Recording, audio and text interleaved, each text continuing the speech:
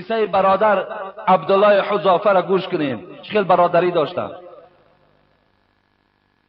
وقتی که در روم بسیار حکومت اسلامی که خلافت حضرت عمر بود دائم تهدید میکرد، امروز هجوم میکنم، فردا هجوم میکنم، حضرت عمر بر مقصد آمد که هجوم علیه امپراتور روم که هرقل بود انجام دهد. حضرت عسکرها را آماده کرد، هجوم به امپراتور روم کرد. شما هم میدانید که دوره خلافت حضرت عمر خیلی بزرگی ها داشت، خیلی برتری ها داشت که دو تا همون امپریای بزرگ فارس و روم حضرت عمر شکستگی بود و اونها را مسلمان کرده بود. هجوم کردند. وقتی به پایتخت این هرقل که امپراتور روم بود نزدیک شدند، عسکرهای هرقل چند نفر اسیر گرفتند. از آن جمله در بینشان میگوید عبدالله فرزند حذافه هم بود. اونا را میگوید به قصر امپراتور روم بردند. اونا تعجب داشتند اون زمان که کنی همین مسلمان ها را بینیم تا چه اندازه غیرت دارند، اینا چی میخواهند، چگونه دین باشد. وقتی در قصر وارد شدند، عبدالله حذافه را چی گفت؟ امپراتور روم هرقل. عبدالله گفت اگر تو دین محمد را ترک سازی، در پیش تمام همین کارگرای خود وعده میدهم که نصف دولت ما برای تو نصیب میگردانم. از دین محمد پس گرد، دین نصرانی را قبول کن. شاید نصف دولت هرقل چند میلیارد دلار میشد و این $100 و $500 که امروز بعضی از مردم ما و شما را نصرانی میکنن، بعضیش شیعه میکنن، بعضیش دیگر گروه های زرخریدی که در عقیده و در پایبند خودشان میکنن و $400 و $500 و $1000. اگر نصف دولت هرقل حساب کنی چند میلیارد دلار میشد. عبدالله در پیشنهادش کرد، در پیش تمام کارگران گفت وعده میدهم، این وعده من خلاف نیست، دین نصرانیت قبول کن، از دین محمد پس گرد. عبدالله گفتن قسم به نام آن پروردگاری که همون محمد به پیغمبری روان کرده است، اگر همین تخت شاهی تا برای من نصیب گردانی قبول ندارم. تخت شاهی تا.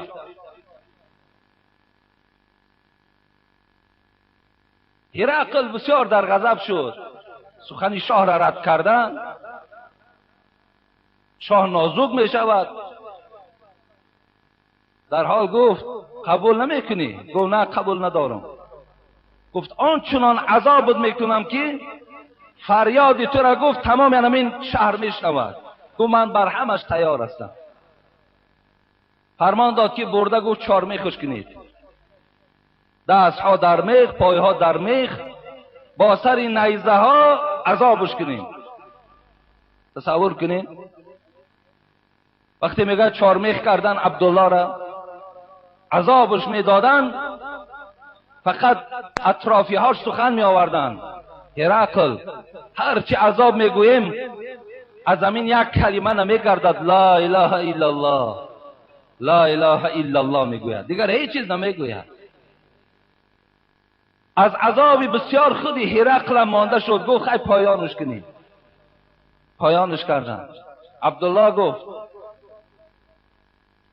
انمون بشکه آبی که میبینی،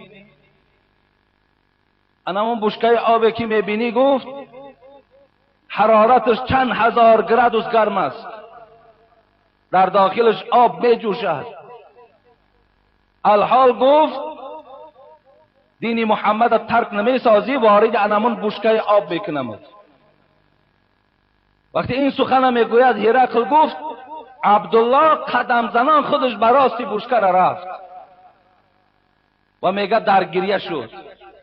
هرقل حس کرد که عبدالله ترسید که گریه دارد. گو گریه بهر چیست؟ گو گریه بهر این است که به خدا قسم از مرگ نمی ترسم، فقط از خداوند خواهان او هستم که عبدالله یک جان دارد، تا که 100 جان میداد که این عذاب در راه خدا را میچشید. 100 جان میداشتم که این عذاب میچشیدم. هرقل این جسارت و غیرت که صادقانه بود حس میکرد، فهمید که عبدالله نمیترسد. گو و یک زندان دا بریم پرتاین. گو من این کاری میکنم که از دین محمد پس میگردم. در زندان گذاشت و یک زنی عریان که تماما لباس نداشت در غرفه عبدالله در آورد. گو میروی در پیش عبدالله رقص میکنی، عبدالله را کار میکنی که در ذوق میاری تا که از این دین گردد. این زن عریان، این زن لوچ، بعض زنهایی که امروز ملت تاجیک هم شرمنده کردن، بعض زنهایی که امروز صحنه تاجیک حرام کردن، بعض زنهایی که ملت تاجیک به تاجیک بودنش افتخار داشت، افتخار تاجیک امروز شکستن. مثل همون بعض زنهایی که اصلا مادر و بیبی های ما و شما این گونه لباس در بر نداشتن، امروز می پوشند. ملت را رفت چون آیین ز دست، ملت را رفت چون آیین ز دست، مثل خاک اجزای او در هم شکست. هر ملت که لباس خودشه، آیین خودشه، دین خودشه که گم کرد، مثل خاک که پاره پاره می شود، همون ملت گم می شود.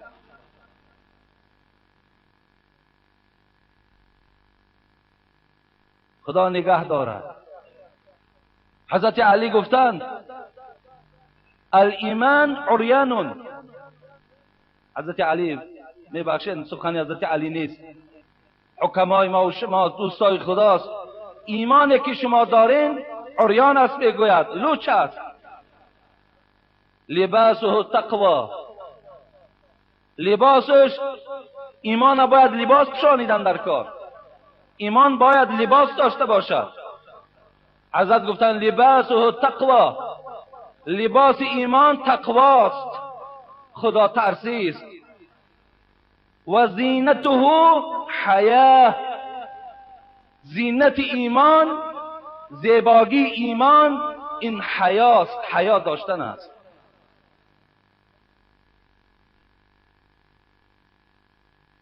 اگر همون زنهایی که در همین احوال امروز روبرو هستند پرسی میگد بله من ایماندار هستم، من مسلمان هستم، خیلی بدبختی است در مردم تاجیکی ما، در ملت تاجیکی ما.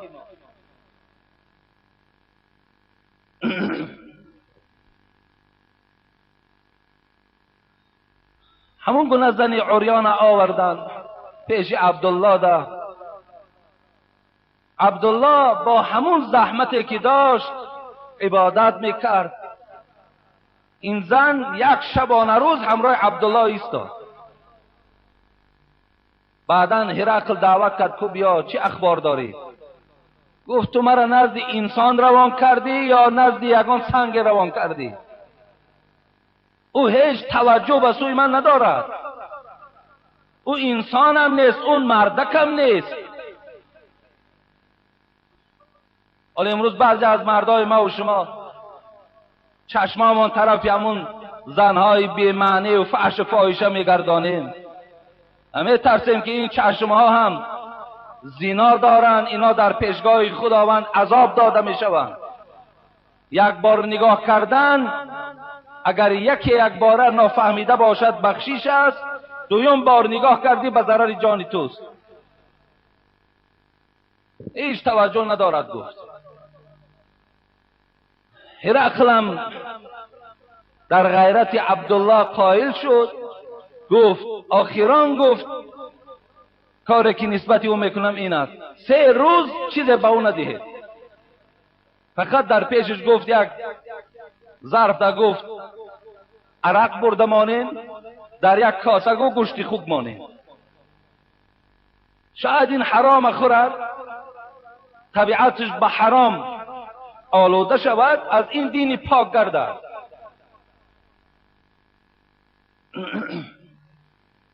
سه روز حضرت عبدالله در ذکر بودند، توجه هم نکردند نه به آبش نه به گوشت. 3 روز بعد می آیند گوشت همون زیل، آب همون زیل ایستادگی است. هرقل گفت من دیگر در تو گفت هیچ بها دادنی نیستم.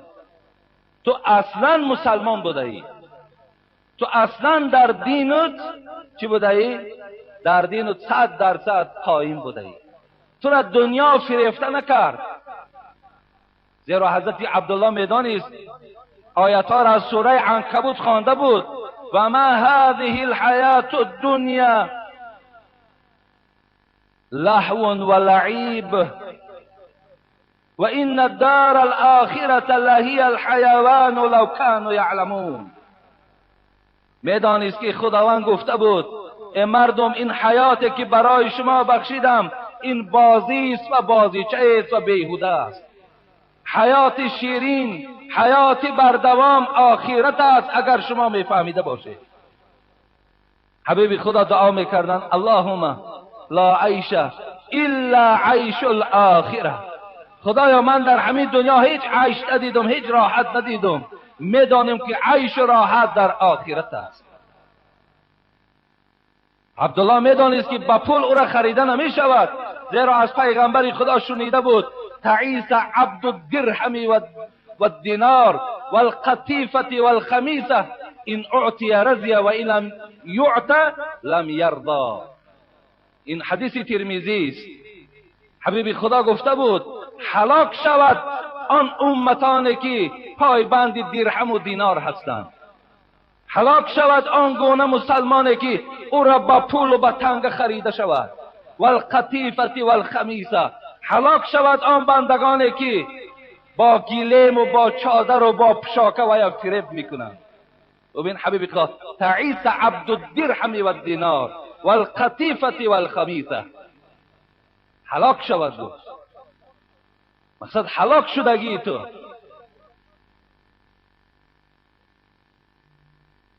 آخر هرقل گفت یک پیشنهاد دارم، همین انجام ده، از زندان من آزاد نزد زن و فرزندت می روی. گفت چیست؟ گفت سری مرا بوسه میکنی.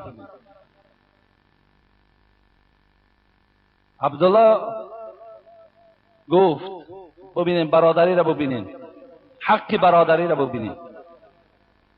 گفت به نام آن الله که عبدالله را آفریده است، اگر خودم تنها در اسارت تو می غلطیدم، تنها اسیر تو می شدم، من این سر نجیسی تو مشرک هیچ وقت بوسه نمی کردم. زیرا برای بوسه دادن سری تو روز قیامت شاید الله مرا پرسد.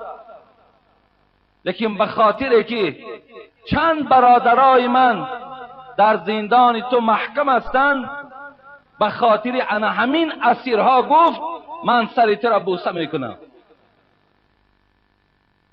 میدان کلام کرد، میگوید این هرقل همون سر نجیسی خدا میگوید نزد عبدالله ده همتا گذاشت. صاحبای تاریخ میگویند عبدالله خود حکایت کرد که به خدا قسم من لبم در سر او رسیدگی نبود، لیکن او حس کرد که لب من در سر او رسیده است. این بزرگی بود، این مرحمت الهی بود که این لبهای پاک عبدالله در سر نجیس این هرقل نرسد. بعدا میگه هرقل شاد شد و تمام آن برادرهایی که در اسارت بود همگیش خلاص کردند. همراه عبدالله به مدینه منوره آمد. حضرت عمر پیشواز گرفت و شما کجا بودین؟ چه حادثه شد؟ میگوید یکایک عبدالله همه حکایت کرد. حضرت عمر در شاهدی تمام مردم چی گفت؟ گو ای مردم مسلمان، این غیرتی که عبدالله نشان داد و این رفیقی و مهربانی که عبدالله برای برادرای مسلمانش نشان داد، برگردن همه ما و شما واجب شده است که سر عبدالله را بوسه کنیم. و اولین شخصی که بوسه سر عبدالله را میکند من هستم، گفت عمر، و سر عبدالله را بوسه کرده. بین برادری را ببینید، به خاطر برادر در همه راه می رود تا که برادراش در عذاب نماند. برادر عزیز و گرامی، خیلی با احتیاط باشید، کوشش کنید احترام شما، حرمت شما انشاءالله هم خدمتی در اسلام می شود، هم همین آرامی جامعه ما و شما می شود. امروز من بسیار خطر دارم، به خدا باور کنید. از همین منبری که نشستم به نام آن خدایی که آفریده استم بسیار خوف دارم، می ترسم.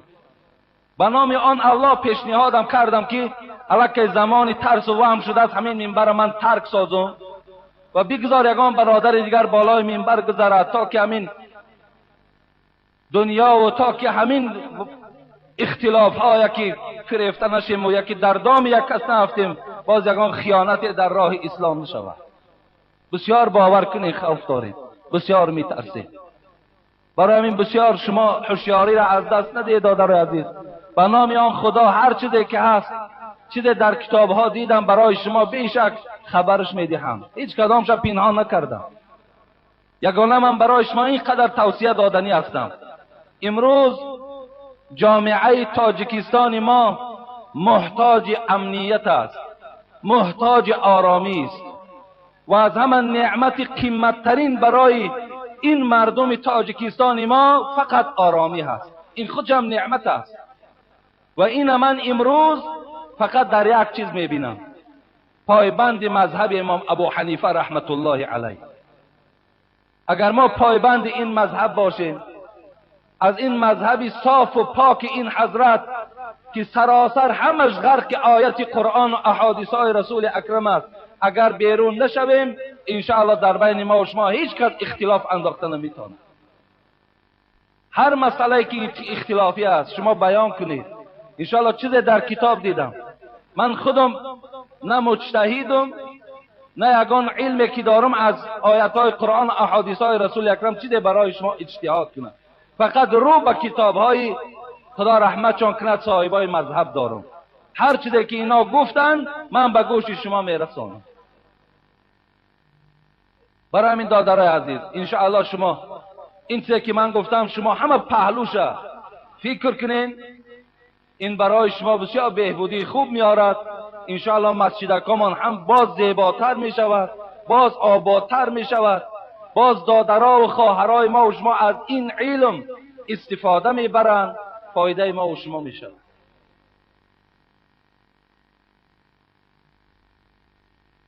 این بود قصه های حضرت علی. انشاءالله من جمعه آینده اطراف وفات او هم که نه قدر وقتی زیاده میگیرد، از دست همون مراد همیعه که به ابن ملجم مشهور بود، یعنی از دست مسلمان کشته شده است. دوره حضرت علی همه ما و شما ده شاید آشنا باشد که دوره بود که حضرت خدا رحمتشان کند 4 سال و 9 ماه خلافت کردند. سالی 40 هجرت بود، 17 ماه رمضان بود که عمر ایشان 63 در رسیده بود که نزد دروازه مسجد با شمشیر همون ابن ملجم در فرخ سر 2 پاره زدگی هستند که این از دست همون ابن ملجم کشته شد. مقصد دیگر جای شرح هم ندارد.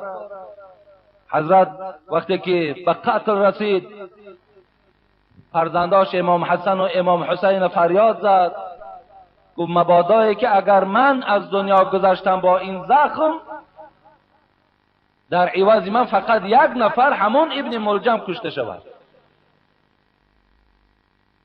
و ابن ملجم گفت نزد من بیارید. وقتی آوردن حضرت علی نگاه کرد، گفت تو زدی من؟ گفت بله. گفت من به تو یگان ضرری کرده بودم؟ گفت بله. گفت خب تو فایده مرا ندیده بودی؟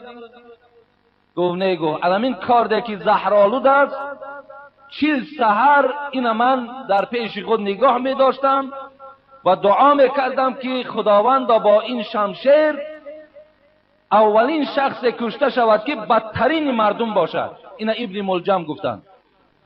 حضرت علی گفتند دعات مستجاب شد. گفت زیرا اولین شخص با این کار کشته می شود تو هستی ای ابن ملجم، تو بدترین انسان هستی.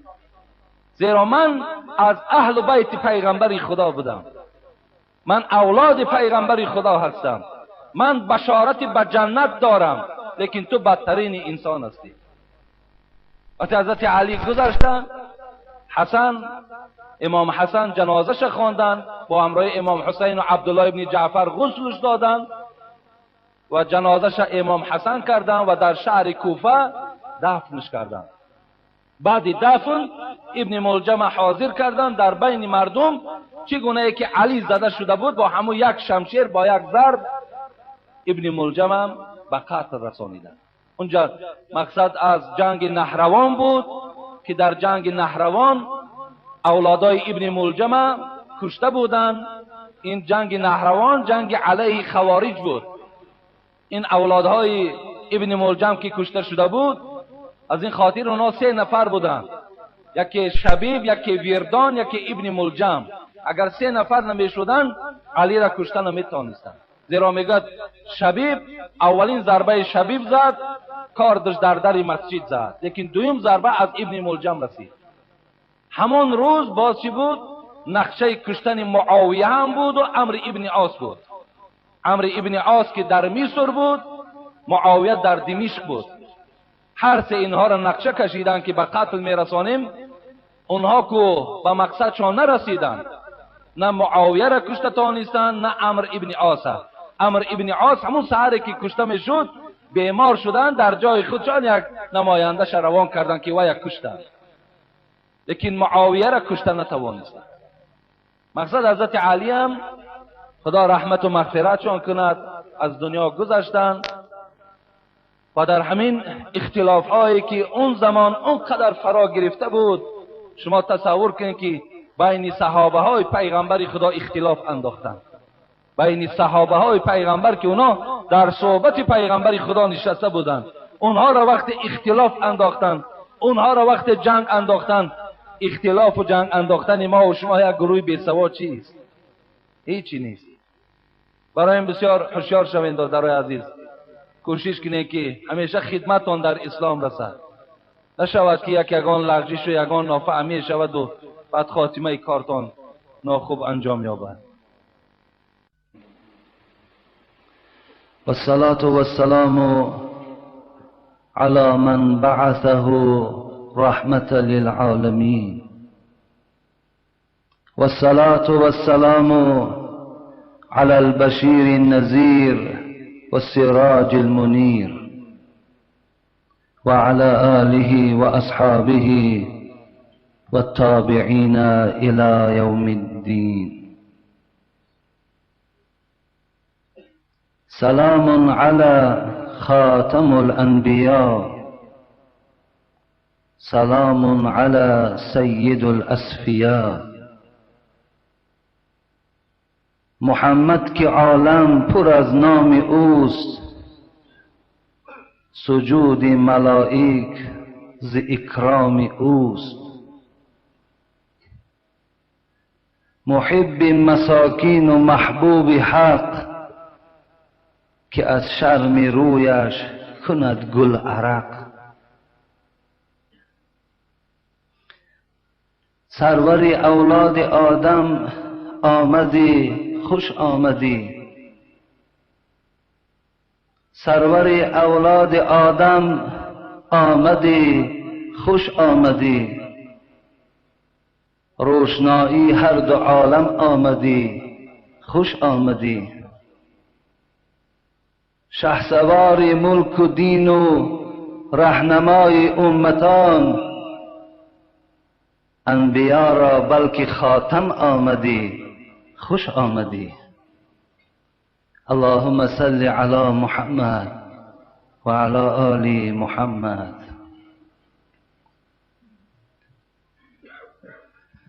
السلام علیکم و رحمت الله و برکاته.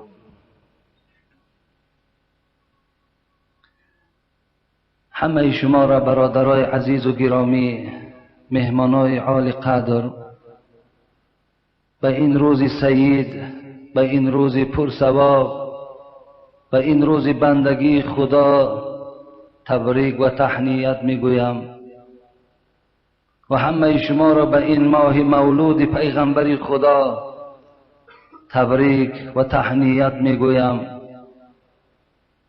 و از پروردگار عاجزانه دعا دارم: ربنا آتنا فی الدنیا حسنه و فی الاخرة حسنه و قنا عذاب النار. پروردگارا برای ما بندگانت نیکبختی و سعادت را در این دنیا نصیب بگردان. خدایا برای ما بندگانت نیکبختی و سعادت را و راحت و شرف و عزت را در آخرت نصیب بگردان و خدایا ما را از عذاب دردناکت نجات بده. خدایا ما را اهل مغفرت بگردان.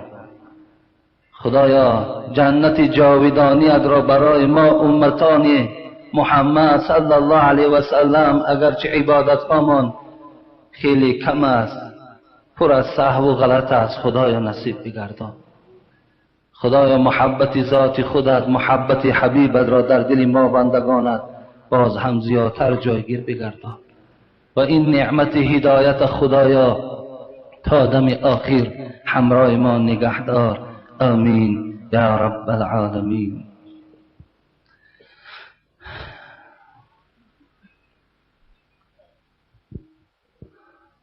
جمعه های گذشته برادرای عزیز و گرامی،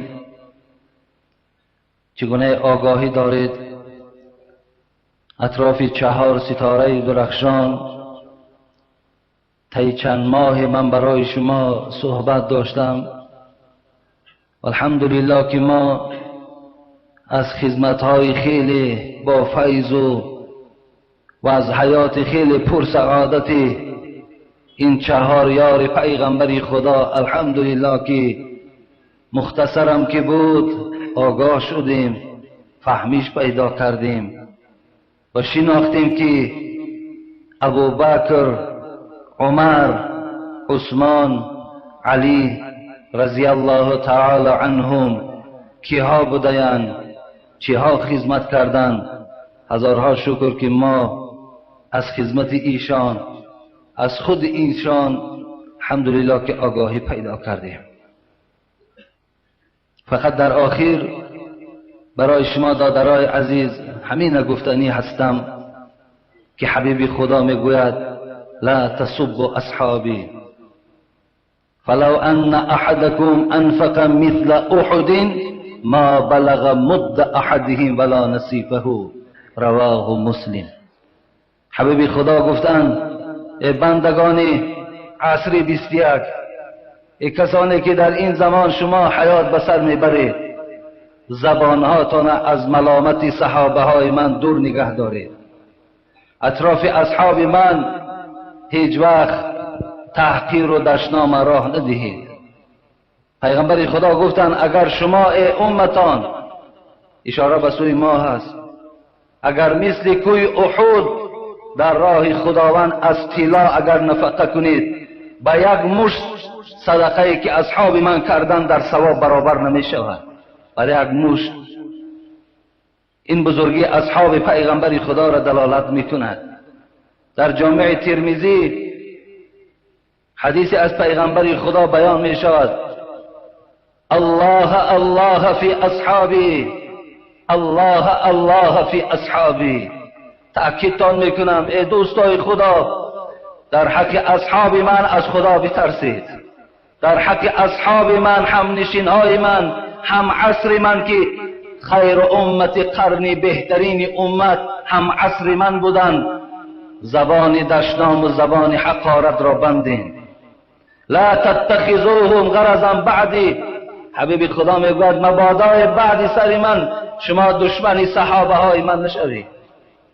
فمن احبهم فبحب احبهم و من ابغضهم فببغض ابغضهم.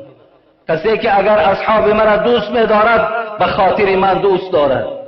کسی که اگر اصحاب مرا بد می‌بیند همچنان است که مرا بد می‌بیند. و من آذاهم فقط آذانی.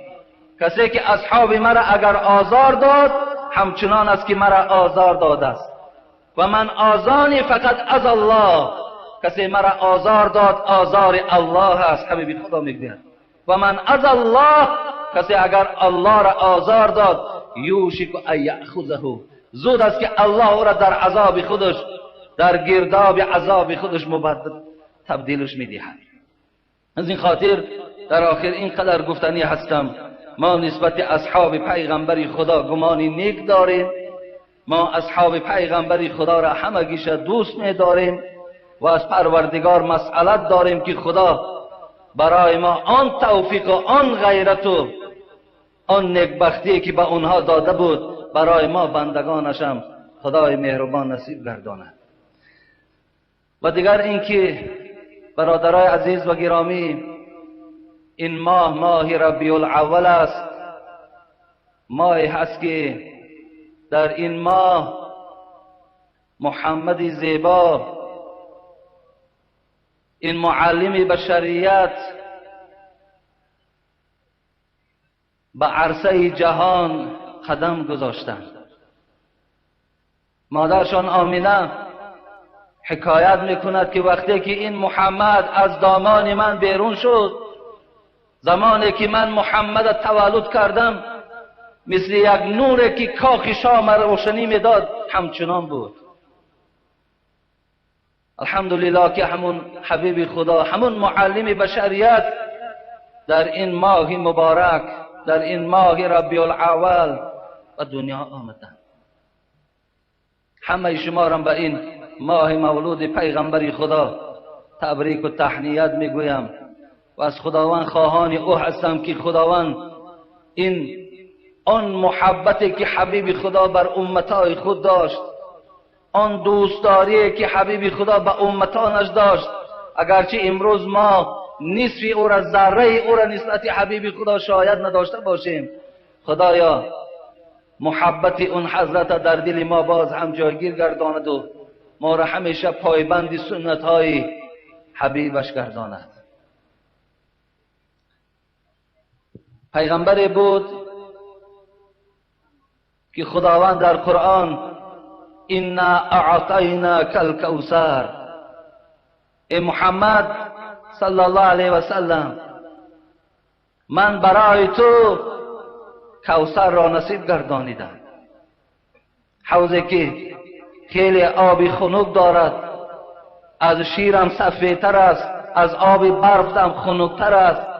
حتی صاحبای تفسیر میگویند نوشیدن این آب از قیماق هم دیده ملایمتر است.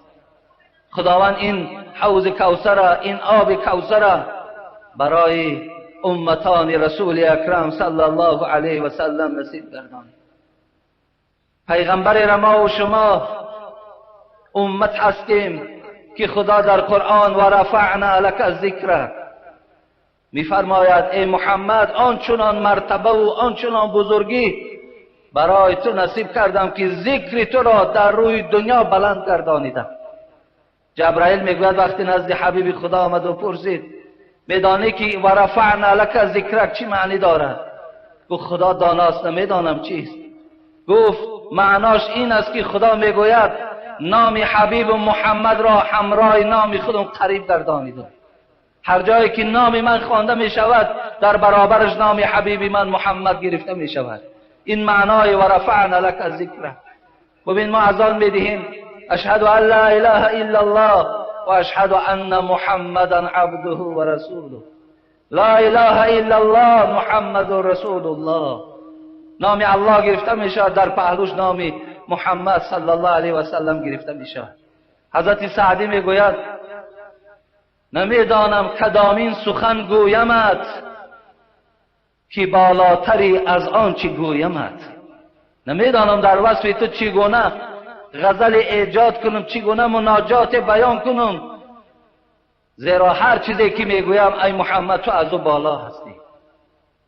پیغمبری را ما و شما امت هستیم که حبیب خدا گفتند روز قیامت تمام اهل جنتی ها 120 صف می شوند، 20 صفا، 120 صف اهل جنت در روز قیامت می شود. عدد صف ها را خدا داناست چه مقدار است. 80 من هذه الامه، حبیب خدا گفت بزرگی من بینن ای امتان من که 80 صف همین 120 از امت من در روز قیامت است. 80 صف همین اهل جنتی ها از امت رسول اکرم است. انا همون شخص، انا همون معلم بشریت الحمدلله که در این ماه به دنیا آمده است.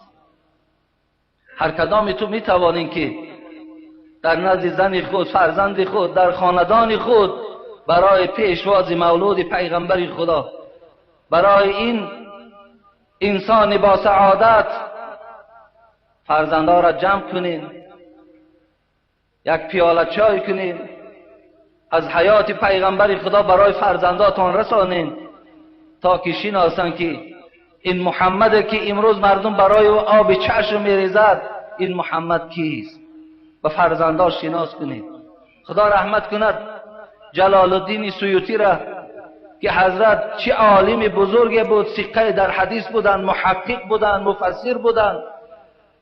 از ابن حجر عسقلانی خدا رحمتشان کند صاحب شرح صحیح بخاری فتح الباری حکایه میکند که ابن حجر عسقلانی گفتند جشن مولود پیغمبر خدا را من از حدیثهای صحیح بخاری و مسلم استخراج کردم.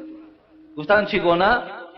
گفتند وقتی پیغمبر خدا مدینه آمدن، این حدیث در بخاری و در مسلم روایت می شود، وقتی به مدینه آمدن حبیب خدا یهودی ها را دید که روزدار هستند. گفت برای چی شما روزه دارین؟ 10 ماه محرم بود. گفت امروز روزی هست که حضرت موسی بالای فرعون غلبه کرد، خداوند فرعون همراه قومش هلاک کرد و موسی را نجات داد. ما برای خاطر این روز خوب، این روز نیک، امروز را روزه گرفتیم. حبیب خدا میگه وقتی این سخن از یهودی ها شنید گفت آگاه باشید ای امتان من بر موسی از این قومش دیدن نزدیکتر هستم. منم امروز را برای شما روز روزه اعلان میکنم. شما هم گو روز 10 ماه محرم روزه گیرید به خاطر برادر ما موسی در این روز فتح و ظفر از جانب خدا دید و اگر سال دیگر زنده باشون 9 ماه محرم هم روزه میگیرم. ابن حجر عسقلانی میگوید وقتی که برای یک روز فتح موسی مردم اون روزه که گرفت، ما چگونه برای روز ولادت حبیب خدا جشن نگیریم؟ روزی که پیغمبر خدا به این عرصه دنیا قدم زد، شخصی که خداوند یا ایها النبی ان ارسلناک شاهدا و مبشرا و نذیرا و داعیا الی الله باذنه و سراجا منیرا. بین این ندای کرامت در سوره احزاب پروردگار به حبیبش چی میگوید؟ برای این گونه شخص ابن حجر عسقلانی گفت چگونه من پیشواز نگیرم؟ چگونه این کس در حقش گفت من معرکه تشکیل نکنم؟ چگونه یادآوری از این حضرت نکنم که خداوند در قرآن به ندای کرامت او را میگوید ای نبی من، ای محمد این ارسلناک شاهدا و مبشرا و نذیرا. ما فرستادیم تو را به سوی این بندگان شاهد، مبشر، نذیر. شاهد فرستادیم برای تو تا که در روز قیامت تکذیب و تصدیق امت تو شاهد باشی. ما تو را مبشر روان کردیم، بندگان مرا بشارت به جنت ده که خداوند برای اینها جنتی که پر از ناز و نعمت است آماده کرده است، منتظر ما بندگان است کدام ساعت خدا جان ما را قبض میکند و ما وارد او جنتی جاودانه شویم. خدا گفت با او بندگان من خبر ده. و نذیرا ای محمد ما تو را نذیر فرستادیم، نذیر ترساننده از عقوبت پروردگار و بندگان من برسان که اگر از اطاعت خداوند روی گردانن عذاب پروردگار بسیار سخت است. برای اونها بگو در دوام و داعیا الی الله باذنی، تو به فرمان پروردگارت بندگان مرا به سوی من دعوت بنما. در آخر چی گفت الله نسبت محمد؟ و سراجا منیرا، ای محمد تو چراغی هستی که اصلا خاموش نمیشوی. منیر اینجا تاکید از چراغی که تا روز قیامت خاموش نمیشود. ببین چقدر دشمن ها رسول اکرم صلی الله علیه و سلم پیدا کرد. امشب اگر شما برنامه یورانیوس تماشا کرده باشید، من تماشا کردم، همون ژورنالیست نیدرلندی که نسبت پیغمبر خدا کاریکاتوره ها کرده بود، یک کینای دیگه هم نسبت همین قرآن نسبت رسول اکرم ترتیب داد که بسیار یک کینای خیلی بدبختانه بود است. سرورای همون دولت به خلاصه آمدن که نشان ندید که نفرت مسلمانان نسبت دولت ما زیاد بشود. این گونه بدبختا تا روز قیامت نسبت حبیب خدا دشمنی میکنند، لیکن الله از بالا خبر داد ای محمد تو پروا نکن اگر تمام دنیا نسبت تو بدبینی دارن و سراجا منیرا، تو چراغی هستی که اصلا خاموش نمیشوی. چراغ احمدی را حق بیافروخت، کسی پوف کرد ریشی خیش را سوخت. کسی مقابل محمد مبارزه میبرد، کسی محمد بد میبیند، کسی این کتاب برای تربیه بشریت کاریکاتور میکند و خودش شرمنده میشود.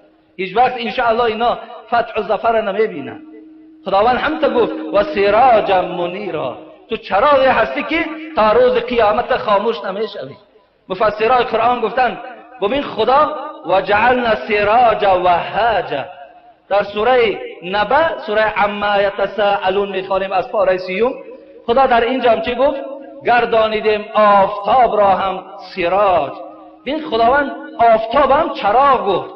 مفسران میگن اگر آفتاب چراغ آسمان باشد، محمد چراغ زمین است. اگر آفتاب چراغ دنیا باشد، محمد چراغ دین است. اگر آفتاب چراغ آب و گل و درخت و زمین باشد، محمد چراغ دیل و جان است. اگر به طلوع این آفتاب مفسرای قرآن میگویند دنیا روشن شود، با آمدن محمد کفر و ضلالت و جهالت از روی دنیا همش خاموش شده. الحمدلله این گونه شخص در این ماه به دنیا آمد. به این خاطر خدا رحمتش کند صاحب فتح الباری شرح صحیح بخاری ابن حجر عسقلانی، نام حضرت اصلش احمد ابن علی بودند، با ابن حجر عسقلانی در روی دنیا معروف هستند. گفتن من از این حدیث پیغمبر خدا استخراج میکنم که شما مولود پیغمبر خدا را جشن گیرید، قبول داشته باشید.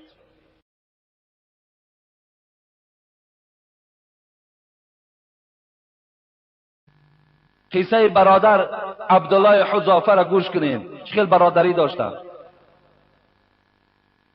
وقتی که در روم بسیار حکومت اسلامی که خلافت حضرت عمر بود دائم تهدید میکرد امروز هجوم میکنم فردا هجوم میکنم، حضرت عمر بر مقصد آمد که هجوم علیه امپراتور روم که هرقل بود انجام دهد. حضرت عسکرها را آماده کرد، هجوم به امپراتور روم کرد. شما هم میدانید که دوره خلافت حضرت عمر خیلی بزرگی ها داشت، خیلی برتری ها داشت که دو تا همون امپریای بزرگ فارس و روم حضرت عمر شکستگی بود و اونها را مسلمان کرده بود. هجوم کردند. وقتی به پایتخت این هرقل که امپراتور روم بود نزدیک شدند، عسکرهای هرقل چند نفر اسیر گرفتند. از آن جمله در بینشان میگوید عبدالله فرزند حذافه هم بود. اونا را میگوید به قصر امپراتور روم بردند. اونا تعجب داشتند اون زمان که کنی همین مسلمان ها را بینیم تا چه اندازه غیرت دارند. اینا چی میخواهند؟ چگونه دین باشد؟ وقتی در قصر وارد شدند، عبدالله حذافه را چی گفت؟ امپراتور روم هرقل. عبدالله گفت اگر تو دین محمد را ترک سازی، در پیش تمام همین کارگرای خود وعده میدهم که نصف دولت ما برای تو نصیب میگردانم. از دین محمد پس گرد، دین نصرانی را قبول کن. شاید نصف دولت هرقل چند میلیارد دلار میشد و این $100 و $500 که امروز بعضی از مردم ما و شما را نصرانی میکنن، بعضیش شیعه میکنن، بعضیش دیگر گروه های زرخریدی که در عقیده و در پایبند خودشان میکنن و $400 و $500 و $1000. اگر نصف دولت هرقل حساب کنی چند میلیارد دلار میشد. عبدالله در پیشنهادش کرد، در پیش تمام کارگران گفت وعده میدهم، این وعده من خلاف نیست، دین نصرانیت قبول کن، از دین محمد پس گرد. عبدالله گفتن قسم به نام آن پروردگاری که همون محمد به پیغمبری روان کرده است، اگر همین تخت شاهی تا برای من نصیب گردانی قبول ندارم. تخت شاهی تا.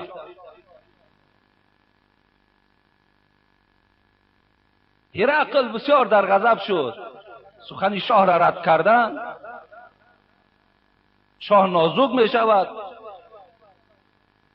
در حال گفت قبول نمیکنی؟ گفت نه قبول ندارم. گفت آنچنان عذاب میکنم که فریاد تو را گفت تمام همین شهر میشنود. گفت من بر همش تیار هستم. فرمان داد که برده گفت 4 میخش کنید، دست ها در میخ، پای ها در میخ، با سر نیزه ها عذابش کنید. تصور کنید وقتی میگه 4 میخ کردن عبدالله را عذابش میدادن، فقط اطرافی هاش سخن می آوردن. هرقل هرچی عذاب میگوییم از زمین یک کلمه نمیگردد، لا اله الا الله، لا اله الا الله میگوید، دیگر هیچ چیز نمیگوید. از عذاب بسیار خودی هرقل مانده شد. گفت خیلی پایانش کنید. پایانش کردن. عبدالله گفت انمون بشکه آبی که میبینی، انمون بشکه آبی که میبینی، گفت حرارتش چند هزار گرادوس گرم است، در داخلش آب میجوشد. الحال گفت دین محمد ترک نمیسازی، وارد انمون بشکه آب میکنم. وقتی این سخن میگوید هرقل گفت عبدالله قدم زنان خودش براستی بشکه را رفت و میگه در گریه شد. هرقل حس کرد که عبدالله ترسید که گریه دارد. گو گریه بهر چیست؟ گو گریه بهر این است که به خدا قسم از مرگ نمی ترسم، فقط از خداوند خواهان او هستم که عبدالله یک جان دارد، تا که 100 جان میداد که این عذاب در راه خدا را میچشید. 100 جان میداشتم که این عذاب میچشیدم. هرقل این جسارت و غیرت که صادقانه بود حس میکرد، فهمید که عبدالله نمیترسد. گفت یک زندان دا بریم پرتاین. گفت من این کاری میکنم که از دین محمد پس میگردد. در زندان گذاشت و یک زنی عریان که تماما لباس نداشت در غرفه عبدالله در آورد. گفت میروی در پیش عبدالله رقص میکنی، عبدالله را کاری میکنی که در ذوق میاری تا که از این دین گردد. این زن عریان، این زن لوچ، بعض زنهایی که امروز ملت تاجیک هم شرمنده کردن، بعض زنهایی که امروز صحنه تاجیک حرام کردن، بعض زنهایی که ملت تاجیک به تاجیک بودنش افتخار داشت،